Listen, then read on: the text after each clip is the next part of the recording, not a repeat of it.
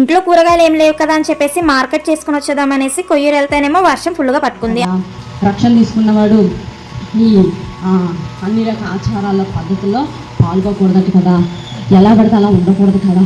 రక్షణ తీసుకున్నవాడు చాలా భక్తిగా, చాలా నిజాయితీగా, చాలా పరిశుద్ధంగా, చాలా నీట్గా ఉండాలి. కాబట్టి అమ్మో ఇంకా మాకు అర్హత లేదు కాబట్టి మేము ఇంకా ఏం తీసుకోము, రక్షణ తీసుకోము, అంటే ఇంకా బాప్తిసం తీసుకోము అని చాలా మంది అంటారు. మనం కూడా అలా అన్న వాళ్ళమే. హాయ్ ఫ్రెండ్స్, అందరూ బాగున్నారా? మేమైతే మార్నింగ్ లేచేసి ప్రేయర్కి వెళ్ళామన్నమాట. ప్రేయర్కి వెళ్ళేసి మార్కెట్ చేసేసుకుందాం కదా అనేసి అయితే వెళ్ళిపోయాము. వెళ్ళిపోయిన తర్వాత సండే కాబట్టి ఖచ్చితంగా మార్కెట్ ఉంటుందిలేండి కొయ్యూరులోని.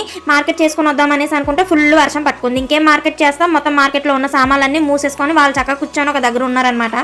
ఇంకేం చేస్తాం మరి, ఇంకా మార్కెట్ ఎలాగో లేదు, ఇంకా సర్లే అని చెప్పేసి రిటర్న్ అయిపోదాం అనేసి అనుకుంటే వేడి చాట్ కనిపించింది. కనిపించగానే వెళ్ళిపోయాం అనమాట. ఇంకా మా హస్బెండ్ వచ్చేసి చాట్ తింటున్నారు, నేనేమో మసాలా పూరి అయితే తీసుకున్నాను అనమాట. తినేసి తర్వాత తెలిసిన వాళ్ళ ఇంటికి అయితే వెళ్ళాము. మా చర్చ్ మెంబర్ అనమాట, మాకు అక్క అవుతుంది, మా ఆయన వాళ్ళ రిలేటివ్స్. ఇంకా వాళ్ళ ఇంటికి అయితే వెళ్ళాము. వాళ్ళు కూడా వేడివేడిగా సెలక్కాయలు అయితే ఉడకబెట్టేసి ఇచ్చారనమాట.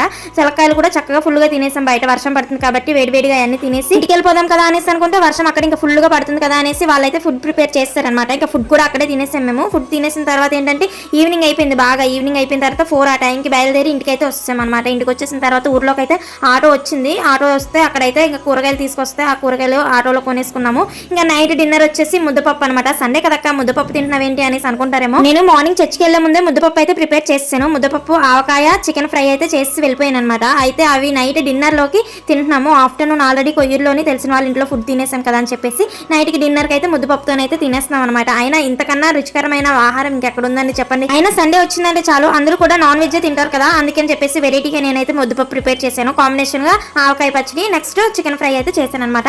నైట్ కి మా డిన్నర్ అయితే అలా కానించేసాం. నిజంగా ముద్దపప్పు ఆవకాయతో తింటుంటే ఎక్సలెంట్ గా ఉందన్నమాట. మరి మీకు ఈ వీడియో ఎలా అనిపించిందో కామెంట్ చేయడం మర్చిపోకండి. వెళ్తూ వీడియోకి లైక్ చేసుకోండి. ఉంటాను మరి, బాయ్.